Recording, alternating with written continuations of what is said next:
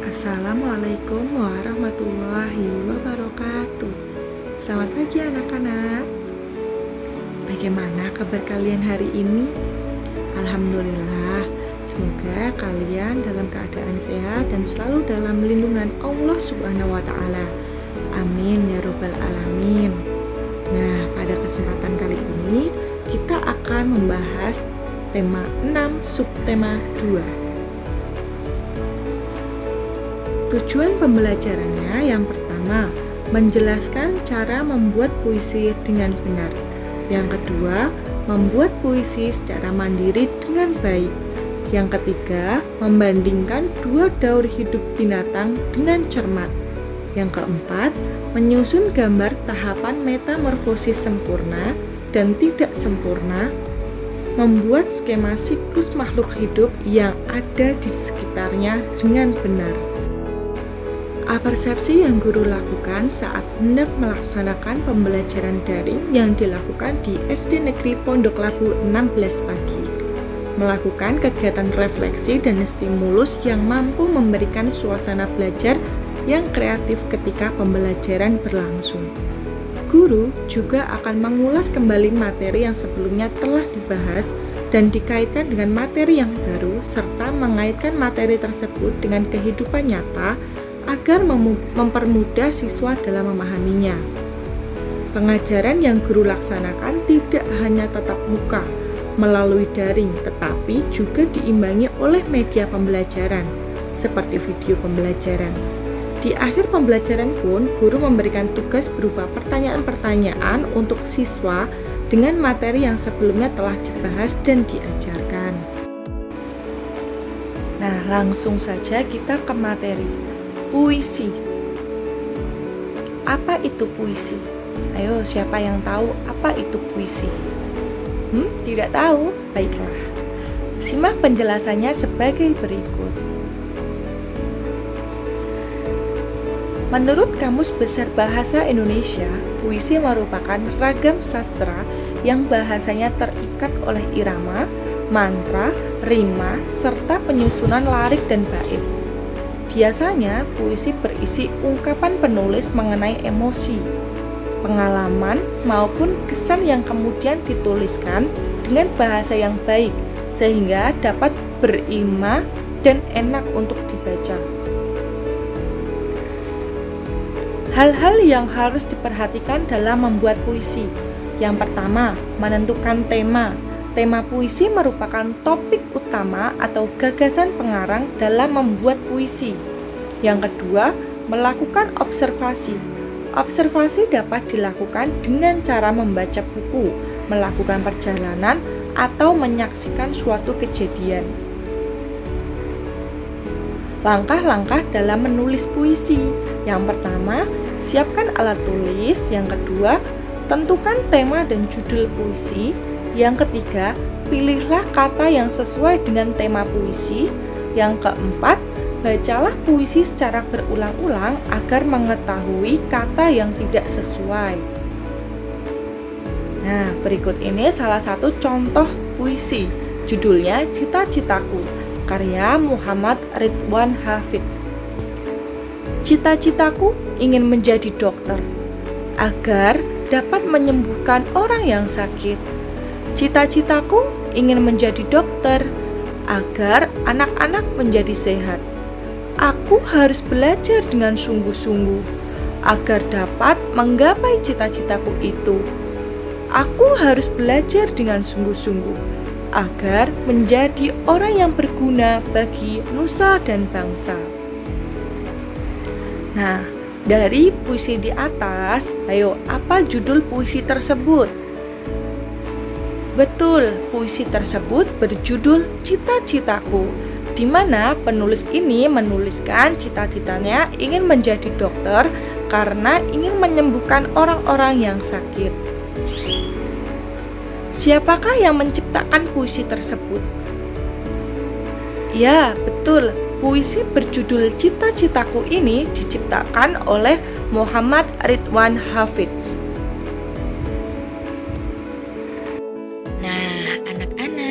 Pelajaran kita selanjutnya yaitu tentang daur hidup hewan.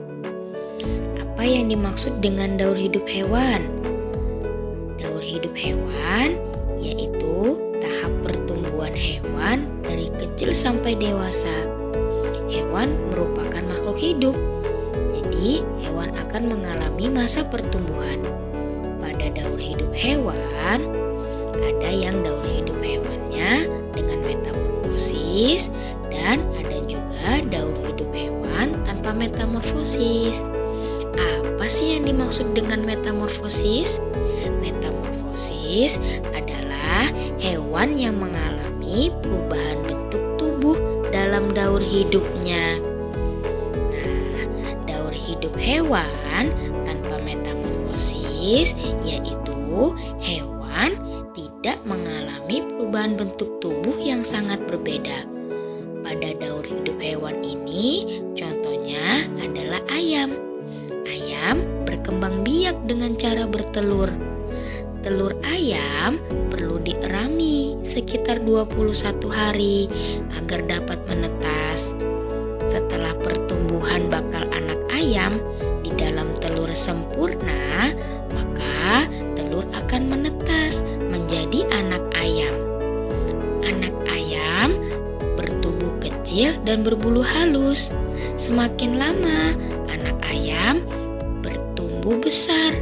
Bulu-bulu halus akan berubah menjadi bulu seperti induknya.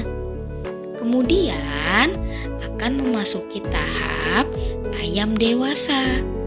Nah, setelah dewasa, ayam akan berkembang biak dan akan menghasilkan telur.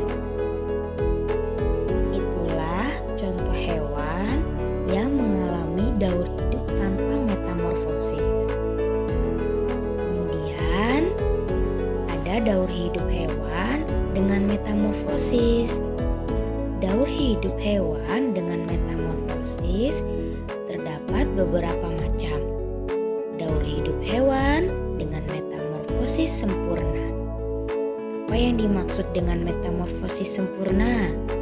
Metamorfosis sempurna yaitu bentuk tubuh hewan saat lahir sangat berbeda dengan bentuk dewasanya.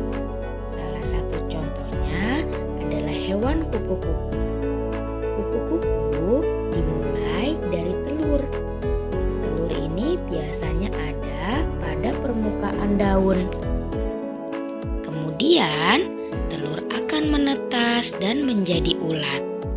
Ulat akan memakan dedaunan dan ulat biasanya mengeluarkan seperti benang sutra. Benang ini untuk melekat pada daun atau batang. Lalu ulat akan melepaskan kulitnya. Akhirnya akan berubah menjadi kepompong.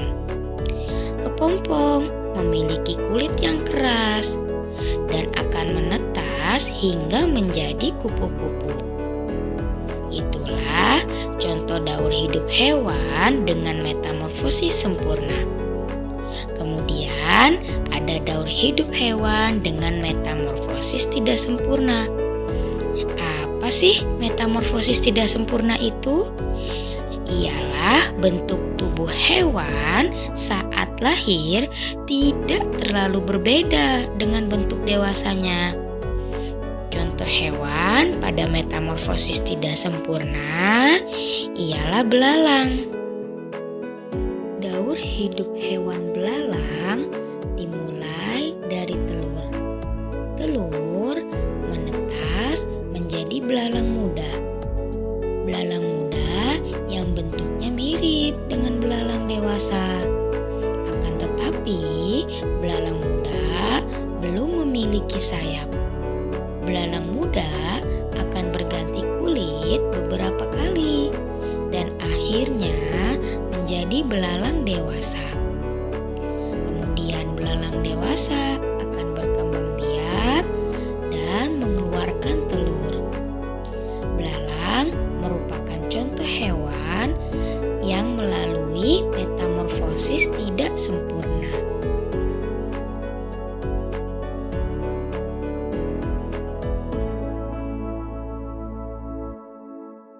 Berikut ini merupakan contoh soal pilihan ganda dengan mata pelajaran Bahasa Indonesia. Pertanyaan yang pertama yaitu, puisi di atas menceritakan tentang A. Kehidupan masyarakat Indonesia, B. Kekayaan rakyat Indonesia, C. Kelestarian alam Indonesia, dan D. Kekayaan negeri Indonesia. Pertanyaan yang kedua yaitu, pernyataan di bawah ini yang tidak tepat berdasarkan isi puisi di atas adalah A. Indonesia mempunyai aneka macam tumbuhan, B. Hasil alam Indonesia sangat melimpah, C. Hewan di Indonesia banyak yang punah, dan D. Kekayaan Indonesia anugerah dari Tuhan. Pertanyaan yang ketiga yaitu, saat membaca puisi, kita perlu memperhatikan beberapa hal, antara lain adalah mimik dan intonasi.